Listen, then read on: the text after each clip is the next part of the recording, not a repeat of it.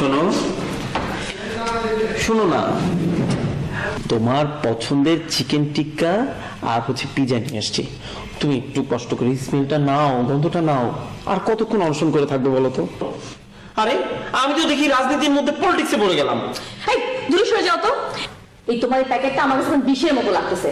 আমি চাই তুমি তোমার বাবা মার কাছ থেকে আলাদা থাকবে। তুমি যতদিন পর্যন্ত তোমার বাবা মার সাথে আলাদা না থাকবে ততদিন পর্যন্ত এই অনশন চলবে। এইটা আমার পারিবারিক দাবি আদায় কর্মসূচি। দাবি? অযৌক্তিক দাবি। তোমার বাবা মা থাকে সেই খুলনায়, আমরা থাকি খুলশিতে। তুমি বলো, তোমাকে তোমার বাবা মার কাছ থেকে আর কত দূরে নিয়ে যাবো বলো তো? আমার বাবা মা না, তোমার বাবা মা। আমার বাবা মা? আমি যদি মেয়ে মানুষের আমার বাবা মা থেকে আলাদা থাকতে পারি, তুমি ছেলে মানুষের কেন পারবে না? আমি চাই ভৌগোলিক, মনস্তাত্ত্বিক, আর্থিক বিচ্ছিন্নতা। তারা সপ্তাহে একদিন ফোন দিবে। আপা, আন্দোলন কেমন চলছে?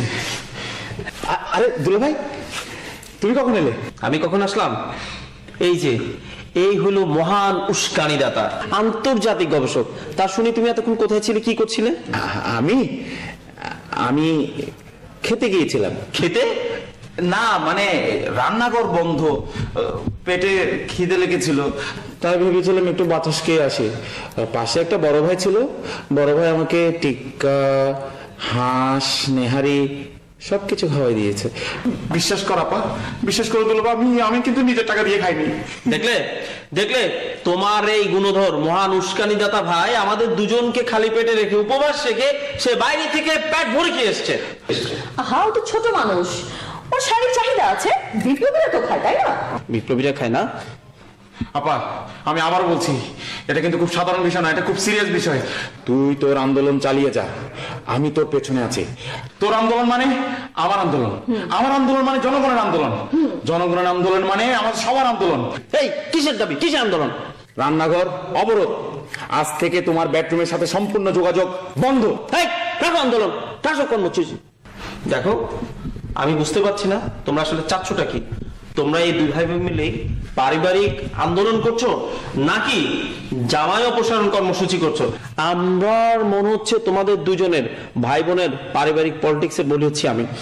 আপা আমার আর সহ্য হচ্ছে না, দেওয়ার স্লোগান ধর। দুলা ভাইয়ের জুলুম আপার বঞ্চনা সহ্য করব না, মজলুম আপারা এক হও, এক হও। রাখো তোমাদের অপরাধ, রাখো তোমাদের হরতাল। তোমরা পেয়েছোটা কি? এই তুমি হচ্ছে যত নষ্টের গোড়া। আচ্ছা আচ্ছা জান, তুমি বলো তো তুমি আসলে কি চাচ্ছ? তুমি কি তোমার সংসারটা করতে চাও নাকি এই তোমার উস্কানিদাতা ভাইয়ের কুপ্ররোচনায় করে নিজেদের মধ্যে ঝগড়াঝাটি করে সংসারটা ধ্বংস করতে চাও? তুমি কি সংসার করতে চাও? আমাকে বলো তো। আসলে আমি চাই তুমি আমাকে একটু সময় দাও। তুমি সারাদিন অফিসে ব্যস্ত থাকো, এই যে তুমি আমার জন্য পিজা এনেছো, চিকেন টিক্কা এনেছো, তুমি আমাকে বাইরে নিয়ে যেয়ে খাওয়াবে, আমার সাথে ঘুরো, আমাকে সময় দাও সব সময়। বাহ, এই কথা, তাহলে কোনো অসুবিধা নেই। শোনো, এখন থেকে এসব আন্দোলন অবরোধ সব বাদ। বাদ? হ্যাঁ বাদ। তুমি চুপ করো। তাহলে আমার টাকা? রাখো তোমার টাকা, তুমি তো সব নষ্টের গোড়া। এই বিশৃঙ্খলার জন্য তো তুমি দেই। শুনো জান, এখন হচ্ছে আমাদের শান্তিপূর্ণভাবে পিজা খাওয়া কর্মসূচি আমরা পালন করব।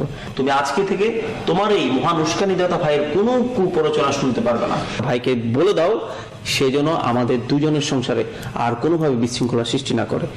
আর যদি সে এরপর আমার কথা না শুনে তাহলে ওকে আমি জাতীয় শালা বলে নমিনেট করব।